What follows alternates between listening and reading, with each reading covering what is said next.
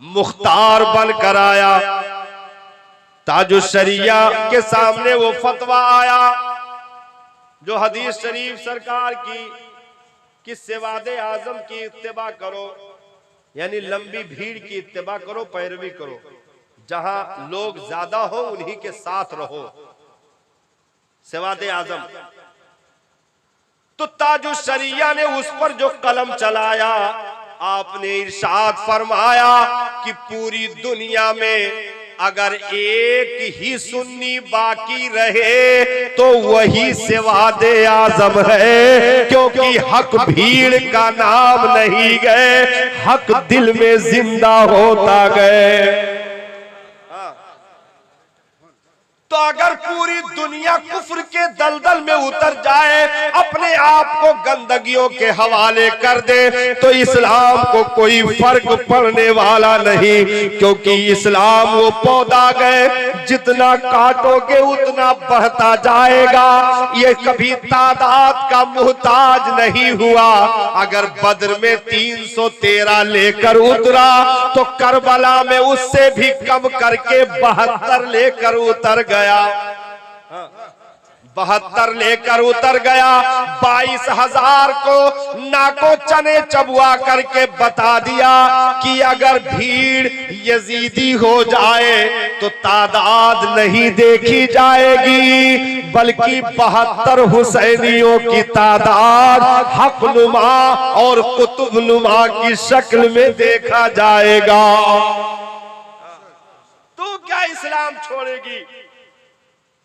तुझको तो गली मोहल्ले की खारश जदा कुतिया भी सूंघने के लिए तैयार नहीं हो सकती है। दीने इस्लाम का करीब आना तो बहुत दूर की बात है। दीने इस्लाम का करीब आना तो बहुत दूर की बात है। तूने ऐसे बेहया बेगैरत लोगों का दीन दीने इस्लाम समझ लिया? ना ना, बल्कि दीने इस्लाम ऐसे बागैरत लोगों का है कि खाई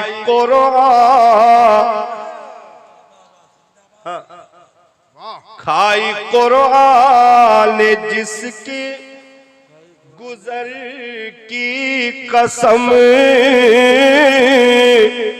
उस रिदाए नज़ाहत पे लाखों सलाम। आला हजरत का शेर वो है, पहला वाला शेर जहन से उतर रहा था। सैयदा ज़ाहिरा तैयबा ताहिरा, जाने अहमद की राहत पे लाखों सलाम। और जिसका आंचल न देखा महो महर ले, उस रिदाए नज़ाहत पे लाखों सलाम, लाखों सलाम। अगर पूरी दुनिया नंगी हो जाए तो दीन इस्लाम के लिए एक सैयदा नबी की लाडली बेटी फातिमा ज़हरा के चादर का पर्दा काफी होगा। तुम क्या समझते हो बेगैरत लोगों का दीन ये है? ना ना, ऐसे बागैरत लोगों का है साहब कि भाई सरकार के दुनिया से जाने के बाद, हजरत सिद्दीक अकबर के दुनिया से जाने के बाद हजरत फारूक आजम का दौर आया, तो मस्जिद में अब तक मतलब लोग मिल करके नमाज पढ़ते थे। औरत मर्द भी आ जाते थे। औरतों की सफ़े पीछे लगती थी, मर्दों की सबसे आगे लगती थी, बच्चों की उससे पीछे सफ़े लगती थी। हजरत फारूक आजम उसको नापसंद फरमाया, उन्होंने मना कर दिया। कहा दौर बदल गया, लोगों के जहन बदल गए, क्योंकि नबी के दौर में जो जहनों की पाकीज़गी थी, आहिस्ता आहिस्ता अब जैसे नबी का जमाना दूर होता जा रहा है, ऐसे लोगों के ख्यालात भी तब्दील होंगे तो किस किस जहन के सोच के लोग मस्जिद में आएंगे। इसलिए औरतों का सख्ती के साथ बाइकाट कर दिया, मना कर दिया, कहा कि उनके लिए मस्जिद उनका घर है, वो घर में इबादत करें, वहीं मस्जिद का इबादत मस्जिद बैत का सवाब उनको उनके घर में दिया जाएगा। हाँ, मस्जिद बैत का सवाब। तो गालबन हजरत मैमूना रजी अल्लाह ताला अन्हा का वाकया है। उन्होंने कहा कि हम तो नहीं मानेंगे, हम नहीं मानेंगे। उमर कौन होता है? जब नबी ने कह दिया कि मस्जिद में नमाज पढ़ सकते हो तो उमर कौन होता है मना करने वाला? हजरत फारूक आदम ने कहा कि भाई इनको इनके हाल पे छोड़ दो, बाकी लोग मसले पर अमल करो। क्योंकि कुछ लोग होते हैं जो दलाइल से समझ जाते हैं, कुछ लोग होते हैं जो प्रैक्टिकली उनको दिखाना पड़ता है कि हालात कैसे बदले हैं। तो एक दिन ईशा के वक्त नमाज के लिए घर से निकली, चादर सर पे डाले हुए मस्जिद जा रही थी। कोने पे गालिबन हजरत अब्दुल्ला इब्ने जुबैर को खड़ा किया गया, जानबूझकर खड़ा किया गया था कि जब ये इधर से निकले तो हल्का सा सर पे हाथ से झटका दे देना और वहां से गायब हो जाना।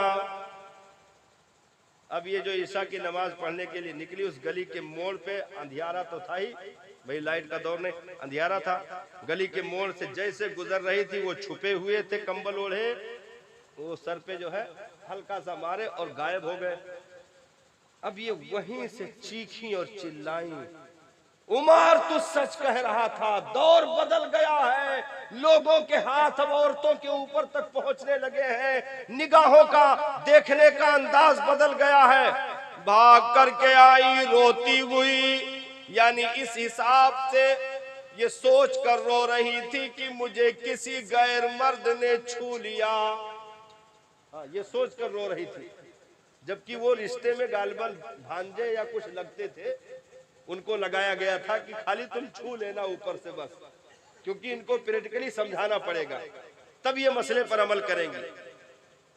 तो वो आई रोते हुए घर में कि हाय गैर मर्द ने छू लिया, दौर बदल गया, उमर सच आ गए, उस कानून पर अमल किया जाए। खबरदार कोई औरत घर से निकलकर मस्जिद इबादत के लिए न जाए, क्योंकि लोगों की सोच बदल गई, देखने का अंदाज बदल गया। रिवायत यहाँ तक बताती है साहब कि वो भाग करके आई, दौड़ करके आई और दोबारा घर से सिर्फ जनाजा निकला। ऐसे सच्चे लोग थे साहब। इस्लाम के कलमा पढ़ने वालों की ये शुमार है, जो गिनती मैं बता रहा हूं। ऐसे बेगैरतों को देख करके आप ना कहो वो फला मुसलमान, वो फला हो गया, वो ढका हो गया। ना ना, जिसको ईमान मिल जाए वो मर भी जाएगा, कभी जुदा नहीं हो सकता। हाँ, अगर कोई उल्टी सीधी हरकत करता है तो समझ लो उसके नस्लों में कहीं से खता है। शजरा अगर नापा जाएगा तो कभी वो सही बाप की औलाद नहीं हो सकती है, क्योंकि पहले नस्लें बदलती हैं, गद्दारी बाद में आती है। ये कुरान ने उसूल दे रखा है। हाँ, कुरान ने उसूल दे रखा है, जो दीन का और बानिए इस्लाम का गद्दार हो तो गद्दारी बाद में आती है। नस्लों में खताएं पहले होती हैं, पहले वो खता होती है, उसके बाद ये चीजें रोनुमा होती हैं। क्योंकि दीने इस्लाम किसी के मानने से नहीं फैला, दीने इस्लाम अपने सच्चाई की बुनियाद पर फैला है, अपने सदाकत की बुनियाद पर चल रहा है। और सुबह कयामत तक इसकी तादाद बढ़ती जाएगी, इसके हुदूद बढ़ते जाएंगे, इसका रकबा बढ़ता जाएगा। क्योंकि दीन इस्लाम तादाद का मुहताज नहीं है, बल्कि तुम चलोगे तो उसके बुलंद होने की वजह से तुम भी बुलंद कर दिए जाओगे। तो अब यहां तक आ गए, बात वो अधूरी रह गई। फिर किसी नशिस्त में इंशाअल्लाह बात पूरी हो जाएगी। हाँ, लंबा बयान हो गया, आप हजरात ने यहाँ तक बर्दाश्त कर लिया, बहुत बहुत शुक्रिया। हाँ, कि कम से कम सुन तो लिया। लेकिन जन्नत साहब आसान काम नहीं है। हाँ, उसके नीचे दो भाई मिले। दो भाई का अपना अलग नजरिया है। भाइयों का कपड़ा अगर ना धुले तो उनकी दुश्मनी अलग है। उनका लंच बॉक्स ना तैयार करे, स्कूल ड्रेस प्रेस ना करे, उनको स्कूल के लिए तैयार ना करे, टाई बेल्ट जूता शूज पॉलिश करके उनको ना दे छोटे भाइयों को, तो अलग कयामत खड़ी है। उधर सास अलग कयामत बनी खड़ी है। ससुर उधर बरामदे में 11 मर्तबा खांस चुका है चाय के का सिंगल देने के लिए कि चाय का वक्त हो गया है, उधर पहुंचाना जरूरी है। ये सिस्टम यहां बना। अब शौहर फंसा हुआ है। उसके बाद अब इसके नीचे उसकी दो बहनें भी हैं। हाँ, दो बहनें भी हैं। अब वो कहते नहीं है कि वो बहनों का और उसकी बीवी का क्या रिश्ता होता है, ननद का, नंद भोज। नंद भोज में कम थोड़ो कयामत बपा हुआ था। सबसे ज्यादा आग लगाए वाली नंदिये होती। हाँ, कैसे वो अम्मा से करीब रहा थी, तो इधर अगर कुछ इनके मर्जी के खिलाफ भवा तो भले झूठे बोले पड़े, जबकि पहले से बोलत रही झूठे बोले पड़े। वो दौड़ के जा करके माँ के गोद के किनारे बैठ करके अम्मा कंधा पकड़ के झूल के और चुप्पे से मुस्कुरा के ऐसा जहरीला चुंगली खाए ली कि पूरा खानदान भस्म हो जाए। तो दुई दुई ननद खतरनाक। अब लड़की एक आई है, वो भी अजनबी दूसरे गांव से 40, 50, 70 किलोमीटर दूर से आई है। माँ बाप उसके वहीं रह गए, भाई बहन वहीं रह गए, सब कुछ वहीं रह गया।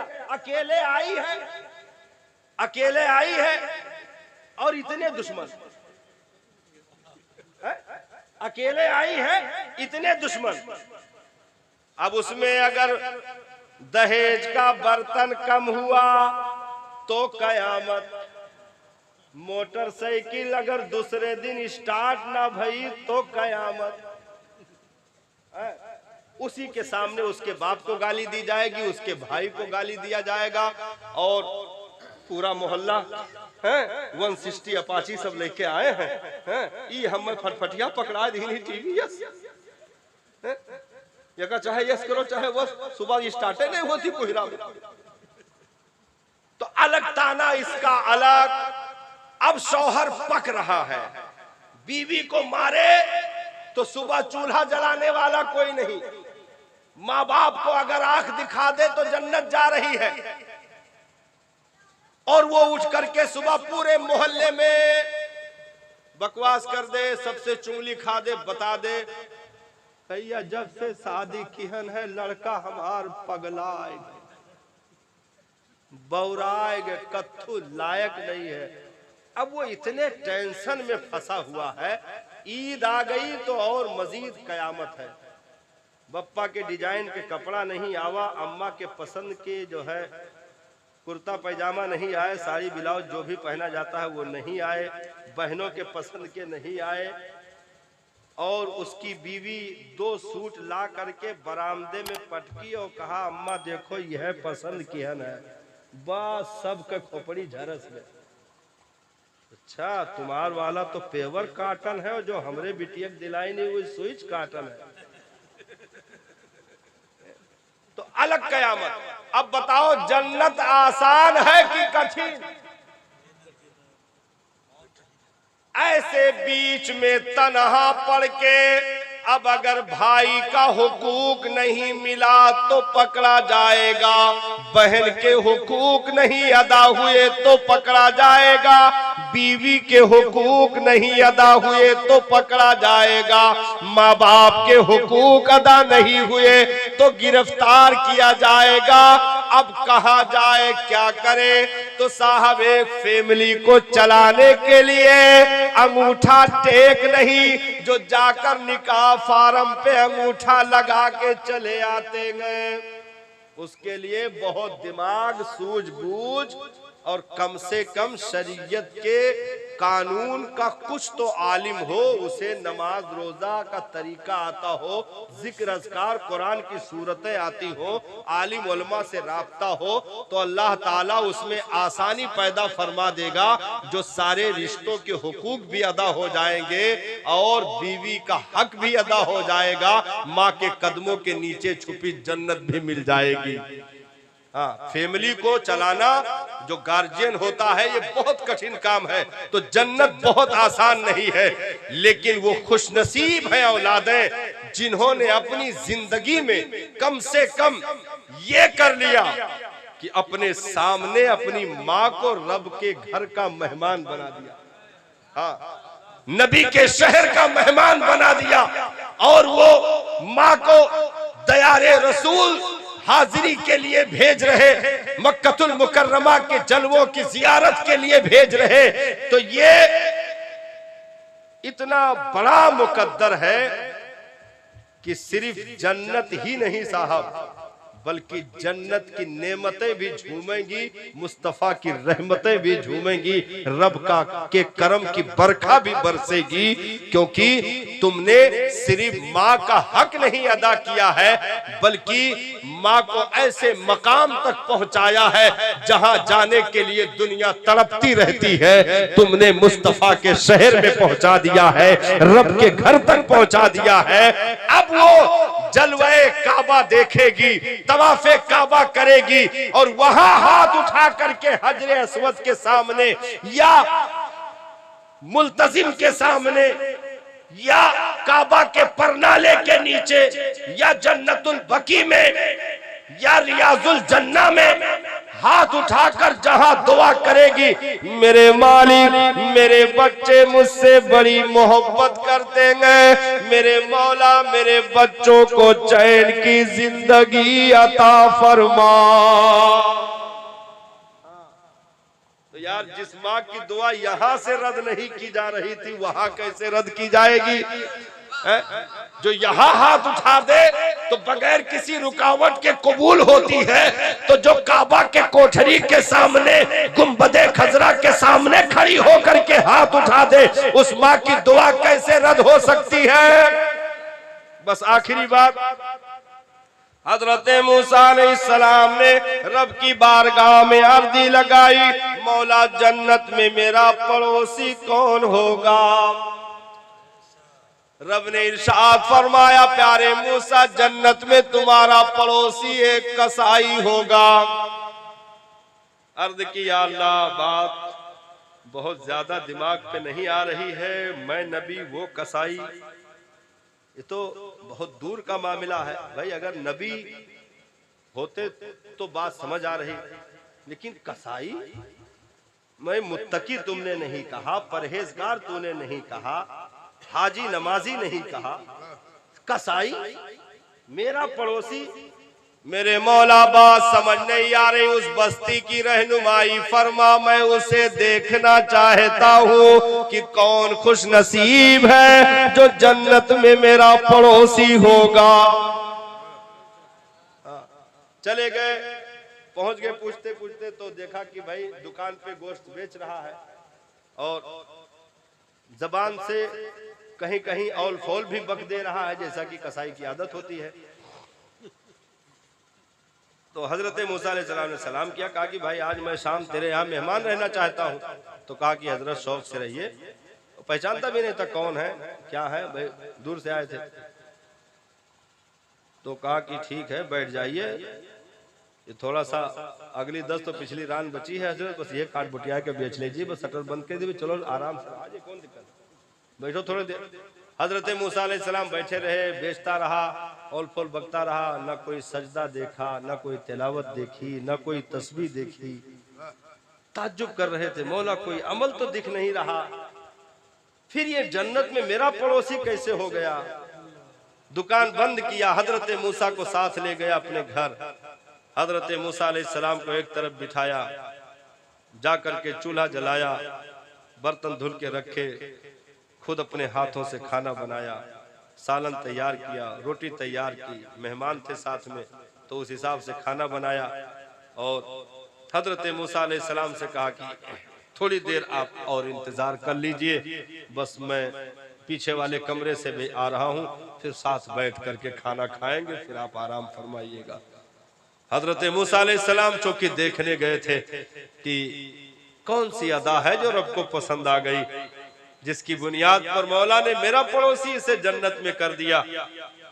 तो हजरत मूसा अलैहिस्सलाम देख रहे थे, उसने प्याले में शोरबा निकाला, रोटी का टुकड़ा लिया और कमरे के अंदर गया। हजरत मूसा अलैहिस्सलाम ने देखा कमरे में एक चारपाई पड़ी, तकरीबन 70 से 80 साला एक बूढ़ी खातून, जिसकी हड्डियां सिर्फ बदन में बची हो, चारपाई से उठ भी नहीं सकती थी, इस कदर लागर हो चुकी थी, पड़ी हुई थी बिस्तर पे, चादर बदन पे पड़ा हुआ था।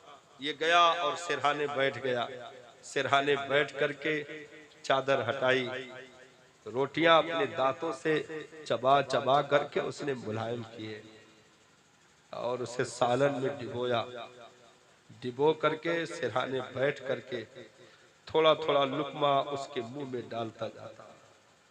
अगर कोई शोरबे का कतरा टपकने लगता, कुछ लग जाता जायद, तो अपने दामन से, अपने कुर्ते के दामन से उसके मुंह को साफ करता, फिर खिलाता। जब पेट भर खिला दिया, पानी उठा करके पिलाया और उसके बाद अपने दामन से उसका मुंह साफ किया, पेशानी को लबों से चूम लिया, चादर बराबर की, कहा खैर से लेटी रहे, आज जल्दी जा रहा हूं, मेहमान साथ है। चला आया, दस्तरखान लगाने लगा। हजरत मूसा उधरी कान लगाए, उधरी देख रहे कि मंजर क्या है, आखिर ये पड़ोसी कैसे बन गया, एक नबी का पड़ोसी जन्नत में कैसे बन गया। तो हजरत मूसा अलैहिस्सलाम कहते हैं कि जैसे ये बाहर आया, उस बूढ़ी खातून ने चादर के अंदर से कांपते हुए हाथ निकाले और रब की बारगाह में अपनी तोतली जबान से अर्ज करने लगी, मेरे मालिक, मेरा बेटा मुझसे बहुत मोहब्बत करता है, नेकियां तो उसके पल्ले में नहीं है, कोई बहुत बड़ा सजदे वाला नहीं है, कोई बहुत बड़ा मुत्तकी नहीं है, गुनहगार है, लेकिन मुझसे बड़ी मोहब्बत करता है। मेरे मालिक बूढ़ी माँ की सदाएं तो सुनता है, मैं तेरे हुजूर अर्जी लगा रही हूँ, मेरे मौला मेरे बच्चे को, मेरे बेटे को जन्नत में हजरत मूसा का पड़ोसी बना दे, जन्नत में हजरत मूसा का पड़ोस अता फरमा दे। हजरत मूसा अलैहिस्सलाम ने देखा, समझ गए और पूरा मोहम्मद जान गए कि ये मंजर कहां से आ रहा है। ये ताकत सजदों की नहीं है, तस्बीह और तहलील की नहीं है, ताकत तिलावत की नहीं है, बल्कि इसी बूढ़ी माँ के उठे हाथों की और कांपते होठों से निकली सदाओं की ताकतें हैं, जो बाबे इजाबत डायरेक्ट पहुंचकर खटखटाती है और रब के हुजूर मकबूलियत की सनदें लेकर के वापस आती है। ये माँ की सदाएं हैं, जिसने हर एक चीज को अलग रख दिया है। नेकियां एक तरफ, नेकूकारों की परहेजगारियां एक तरफ, बूढ़ी माँ के जबान से निकली हुई मोहब्बत की सदाएं एक तरफ। क्योंकि जब लाल, और याद रखो माँ के लफ्ज में रब ने वो बरकत रखी हुई है कि इसको किसी के साथ भी जोड़ दिया जाए तो वहां सिवाय रहम के गजब नहीं दिखता, रहम नहीं दिखता है। नहीं, बिल्ली के मुंह में कितने तीखे दांत होते हैं, लेकिन जब अपने बच्चों को मुंह से उठा करके दूसरी तरफ ले जाके डालती है, खराश तो लगना दूर की बात है, उस मुलायम चमड़े से बाल भी नहीं हटते। हाँ, उस मुलायम चमड़े से बाल भी नहीं हटते। हमने कहा ये दांत कहाँ चले गए, इतने तीखे दांत कि हमारी उंगली अंदर पड़ जाए तो कट जाए, पूरी उंगली जुदा हो जाए, इस कदर तीखे दांत होते हैं। पूरे मुंह में 2-2, 3-3 बच्चों को भर लेती है और लेकर एक जगह से दूसरी जगह डालती है। आखिर ये दांत कहाँ चले गए? तो कहा मोहब्बत की चादर में छुपा दिए गए, जो ममता की चादर तनी है। माँ कि लफ्ज में वो बरकतें, वो रहमतें रखी हुई हैं। मेरे आका ने इरशाद फरमाया कि मेरे उम्मती को जो नेकियों के साथ कब्र में उतरेगा तो कब्र की दीवारें मोमिन को भी दबाती हैं, काफिर को भी दबाती हैं, लेकिन काफिर को ऐसे दबाती है जैसे शेर के जबड़े में शिकार, और मोमिन को ऐसे दबाती है जैसे माँ की गोद में नन्हा बेटा, कि माँ उसे कलेजे से लगा के जैसे दबाती है मोहब्बत से, जो तकलीफ नहीं ममता से भरी होती है, ऐसे ही मोमिन को कब्र की दीवारें दबाएगी जो ममता से पुर होगी। इसलिए नौजवानों, इन माँ बाप की कदर करो और फैमिली में हर एक का हक देने की कोशिश करो, किसी को जायद ना दो। और माँ बाप जैसे पहले मालिक थे अभी भी मालिक है।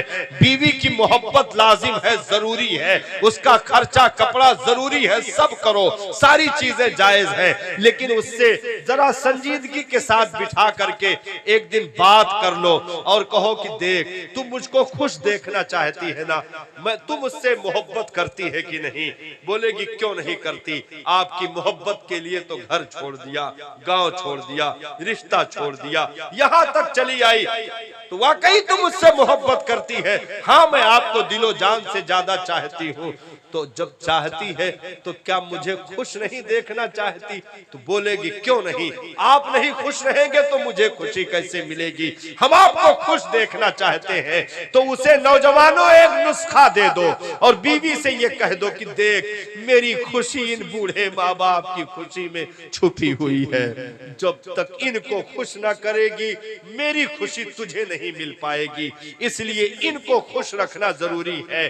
अगर ये बुढ़ापे में है, गोया बचपना लौट आया है, अगर ये कुछ जायद भी कह जाए तो अपने मेरे बाप को अपना बाप समझ करके, मेरी माँ को अपनी माँ समझ करके तू दरगुजर कर लेना, और थोड़ी थोड़ी बातों का बतेड़ा बना करके उन्हें तूल न देना।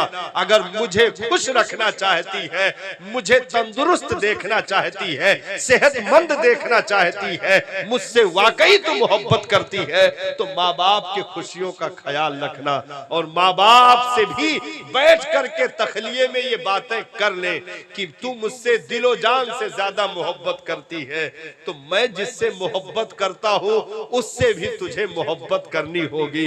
मेरी बीवी है, कोई दुश्मन नहीं है, वो भी तेरी जैसे 4 बेटियां हैं, एक बेटी उसे भी बना ले, उसे गैर की तरह न देख, अपनी बेटी की तरह उसे देख, और उसे जरा मोहब्बतों शफकतों का, जैसे तेरी बेटी रोटी जला देती थी तो तमाचे नहीं मारती थी, कहती थी सीखने की उम्र है, अगर कुछ काम में कोताही हो जाती तो डांट डपट नहीं करती थी, बल्कि मोहब्बत से दरगुजर कर देती थी। ऐसे उसे बेटी समझ करके, अभी नई नई आई है, समझ जाएगी 2, 4, 6 महीने में, साल भर में, जरा उसको रास्ते पर लाने की जरूरत है। मोहब्बत से बता दे कि बेटी नमक थोड़ा कम डाल दे, या नमक थोड़ा ज्यादा कर दे, या ये चीज इतना वहां रखा है उठा ले, ये चीज ऐसे बनाना, इतने टाइम पे देना, तब तुझे खुशी मिलेगी।